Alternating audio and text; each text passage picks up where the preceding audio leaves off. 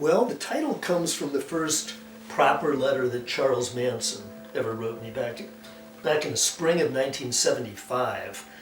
And in that letter, among other things, he said, "That beast was not me," referring to the media's portrayal of him. He said, "That beast was not me, but it's what everyone needs me to be, so they make me up to be a reflection of their fears, lies, and bullshit." And I came to see that as a very characteristic protest from a lot of repeat killers. They're too arrogant to want to submit to anyone else's definition of who they are. So they always lean back against anyone's attempts to explain why they do what they do or to portray them in a particular way. So I thought "That beast was not me" was kind of a representative protest. The other reason that I chose that as my title is that running throughout my book is the theme of how difficult it sometimes is to draw bold lines between criminals and the rest of us. While most people don't commit the kinds of violent acts that people like Charles Manson and John Wayne Gacy and Ted Bundy committed, thank God, they are fascinated by those people and just can't get enough of hearing about them and their crimes. And throughout my book, I bring up a number of things, including some things about myself that kind of make that question a problem. How do you draw those lines? So I chose the title for that reason as well. In a way, it sounds like me saying I'm nothing like these people. You know, that beast, those killers are not me. But in my book, I continually raise questions about where that line should be drawn. I grew up as the son of I always describe my dad as a Hoover-era G-man, an old-school FBI agent. And so one of the things that characterized the life of an FBI agent back then, I think it's a little different now, but agents would get transferred every year or two. So kind of like a military kid, I was always moving around.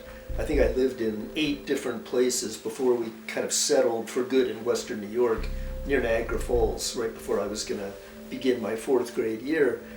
So a lot of movement. I had a peripatetic kind of childhood. For years, when people would ask me, you know, what's your most vivid childhood memory? I would give this answer that now, looking back, I think is a very poignant answer. I would say waving goodbye to my friends.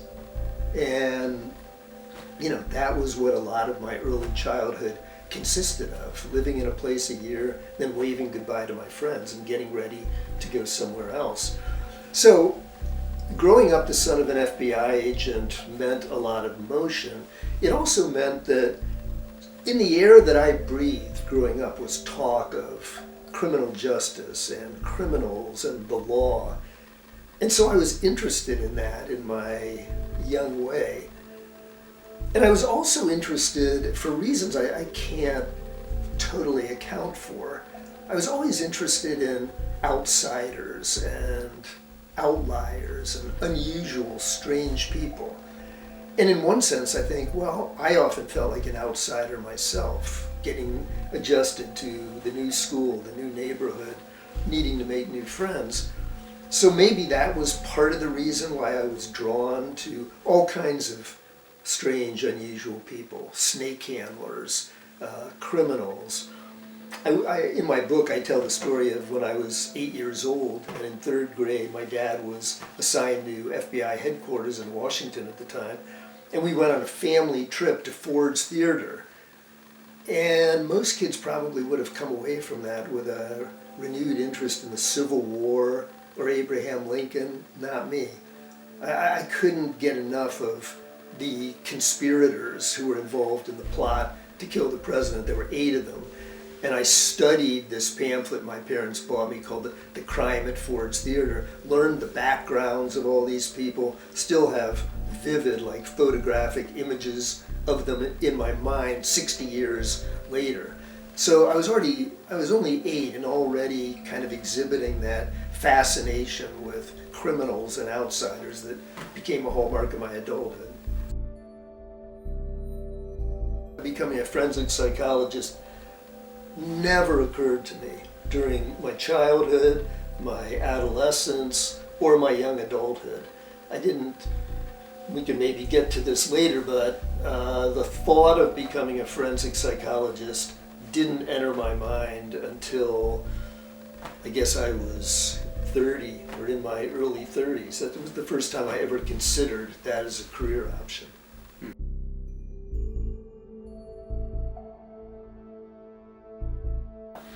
Yeah, well, I remember I was pretty young when I encountered, I must have seen it on TV. It was a grainy black and white film of snake handlers in Appalachia. And I was just absolutely fascinated with the drinking of strychnine and handling these poisonous snakes. And I thought, someday I'm gonna find out more about these people in person, which I did eventually.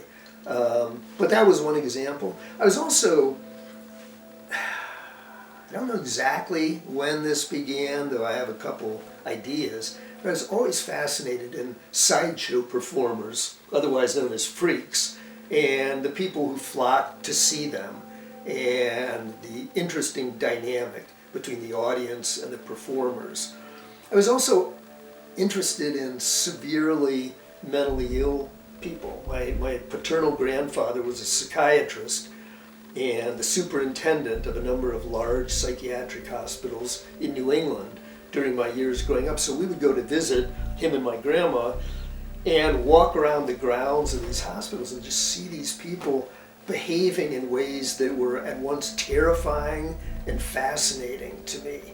I remember one episode where my grandparents, my parents, and my sister and I were walking around the grounds of this hospital, and a woman got on the ground and was screaming into what looked like a hole for the devil to come out.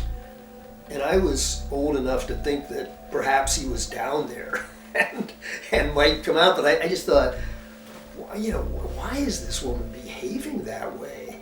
And what's wrong with her? So I was interested in seriously mentally ill people, criminals. I mean, not only the Crime at Ford's Theater criminals, but lots of others. So those are a few examples. My dad died in 1998. So at that time I had been in practice for about 8 years. So he lived to see me get pretty seriously involved in consultations on death penalty cases. He didn't have much sympathy for the entire defense enterprise in criminal cases. He was a law enforcement officer, so most of his contacts were with prosecutors who were on the other side of the case. And my dad used to talk about being harassed by defense attorneys when he was called as a witness in a criminal case, and the defense attorneys would attempt to eviscerate him while he was on the witness stand, and he didn't appreciate that at all. And now here is his son kind of usually consulting at the request of defense attorneys on death penalty cases. And I think he thought that was a little weird that I ended up kind of on the other side of criminal cases, but he always supported me. You know, he never, and he was proud of me. He was proud of the work that I did, so I got into forensic psychology as the result of a double homicide that occurred at the hospital where I was then a young up-and-coming administrator. And that's a whole story in itself, maybe we'll get into, but yeah, I decided that I wanted to know more about the kind of person who could have killed my two co-workers. And the police didn't arrest anyone, there were no known suspects. And that's what prompted me to go to graduate school and begin working on my PhD in psychology with an eye toward eventually becoming a forensic psychologist. And I was always interested in violent crime, so death penalty cases were a natural for me. And when I first opened my private practice, I did some networking. I talked with some people at the State Public Defender's Office, made my interest known to work on capital cases, and they were really the ones who got me involved in my very first death penalty case. And a lot happened as a result of what went on in that case. It was definitely baptism by fire. I was very green. I didn't really know too much about what I was doing. And as it turned out, that was a double whammy, because in doing death penalty work, it can sometimes be a negative thing if you've got a lot of experience, because the prosecution attempts to paint you as a witness for hire, or you work on all these death penalty cases. So in one sense it was good that I was new, fresh. I remember the prosecutor, when he cross-examined me during the sentencing phase of that trial, saying, well, I can't find anything out about you, Dr. Smalldon. I've looked online. This was in the early days of computers even. He said, I've looked online, I can't find anything about you. And for the defense side, that was seen as a very good thing, that he couldn't find things to use as weapons to try to undercut my credibility. But the interesting thing, that was a very high publicity case. It was the case of a very big, imposing African-American man who grew up in downtown Dayton. And he had a long criminal history. He was already serving time at maximum security Lucasville prison for murdering his former wife's grandmother. He had terrorized an entire family in a community south of Columbus, where he raped the daughter, kept the whole family hostage for an entire night, threatened to kill them all. The case that he was charged with death penalty specifications that I became involved in was, think of this guy's already serving a life term for the murder of a grandmother, like an 80-year-old woman. And he's assigned to be the assistant to a local woman from Lucasville, the little community of Lucasville, who was a teacher at the school. And she liked him. She even requested a renewal of their teacher-aide relationship. Well, one day he took her into the staff restroom, locked the door, and slit her throat with the edge of like a notebook. He had taken it off a notebook and used it to slit her throat. And it was a very high publicity case. This was a local white woman killed by an imposing African American man. Everyone in that Lucasville community knew the victim of the crime. So eventually the defense succeeded in convincing the judge that it should be moved to Cincinnati rather than Portsmouth, which would have been the closest city, because they thought there's no way they can get a jury that would be fair. So they moved it, 100 miles away, to Cincinnati.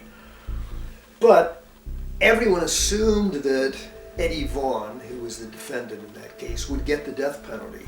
The case had death penalty written all over it for the reasons I've described. But the jury came back with a life recommendation, and everyone was shocked. That they couldn't believe that the jury didn't sentence him to death. And I remember the day I got a call here at home from one of the defense attorneys telling me that was the jury's decision. He said, you better get ready, because your phone is going to start ringing off the hook. As soon as people in the statewide death penalty community learn that Eddie Vaughn got a life sentence and you were the defense mental health expert, you're going to be in very high demand. And that's what happened. That was the beginning of a career that ended up with my consultation on close to 300 death penalty cases in both state and federal court.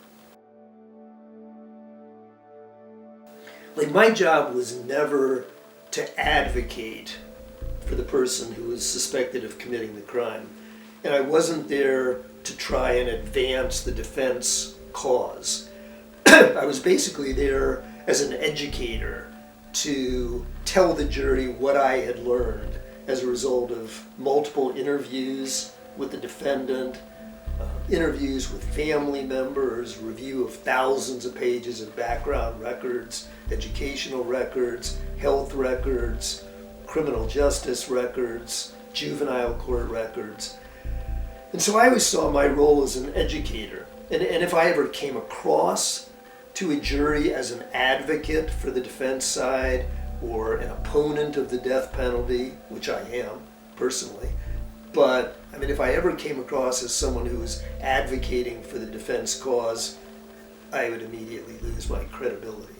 So I was there to be a teacher, basically. Well, he was very imposing physically, and they treated him, when I first went to see him, as if he was Hannibal Lecter. I was only allowed to communicate with him through a narrow opening in the door of his cell.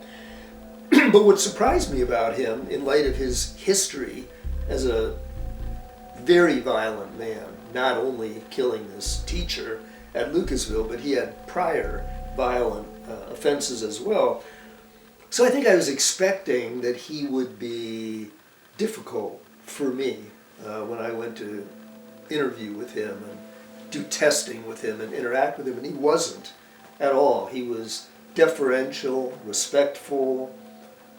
I got along with him well. He was polite. So that was a surprise to me, that his personality as he presented it to me was such a departure from the behavior that had landed him in the maximum security prison where he was when he killed this woman. Because of the situation he was in, I think he was on his best behavior. He perceived me as someone who had the potential to help him. If my testimony at the sentencing phase of his trial convinced the jury that he was a human being, a badly damaged one, and not the monster of their worst nightmares, there was a better chance that they would come back with a life sentence rather than the death penalty. So that was part of it. But I also think, and I don't mean to pat myself on the back, but I think I was a pretty good interviewer. And my approach, this is not the approach that all forensic psychologists take, but I really wanted to establish like a horizontal communication plane where I never introduced myself to the criminals I was being asked to evaluate as Dr. Smalldon. I always introduced myself as Jeff. Gave them my business card. They could see I had my PhD and I was a board certified forensic psychologist. I didn't need to tell them that. I wanted them to feel comfortable with me. So I always tried to establish kind of an easy conversational flavor to our interactions rather than me as the expert interrogating them. They're used to being interrogated by police and I didn't want to come across that way. And so I think with Eddie Vaughn, he responded to me personally. I think I was able to develop rapport with him. And then the other reason that you suggested, I thought I might be able to help him.